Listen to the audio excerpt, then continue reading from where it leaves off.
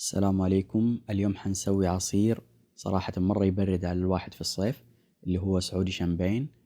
هذه الوصفة لها أكثر من طريقة، لكن أنا أحب هذه الطريقة صراحة. قبل ما نبدأ بكل شيء حقول لكم أنواع الفواكه اللي استخدمتها.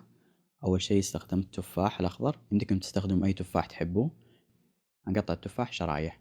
ثاني شيء معانا الليمون الأصفر الكبار، كمان حنقطعه هو شرايح. آخر شي معانا اللي هو نعناع، أنا استخدمت 5 أعواد نعناع مقطفة. بالنسبة للمشروب أنا استخدمت السفن، يمديكم تستخدموا سبرايت أو مياه غازية. وبالنسبة لعصير التفاح استخدمت عصير أوريجينال، بالنسبة لي من أفضل الشركات اللي جربتها. حنجيب جك، حنحط فيه التفاح والنعناع، حنضيف عليه الليمون. الآن حنضيف عصير التفاح، حنضيف نصف الجك عصير تفاح، والنص الثاني حنحط فيه سفن. في بعض الناس يضيفوا ثلج على حسب الرغبة، لكن أنا صراحة ما أفضل أضيف الثلج عليه، لكن إذا تحبوا ما في مشكلة ضيفوا ثلج. الآن حنخلط المكونات كلها مع بعض عشان تمتزج، وحنسيبها في الثلاجة. إذا عندكم وقت سيبوها ليلة كاملة، وهو اللي أفضله أنا صراحة عشان تخش المكونات مع بعضها.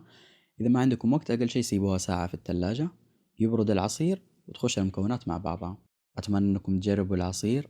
العصير صراحة مرة لذيذ ويبرد على الواحد في الصيف. إذا عجبكم المقطع لا تنسوا اللايك والاشتراك في القناة.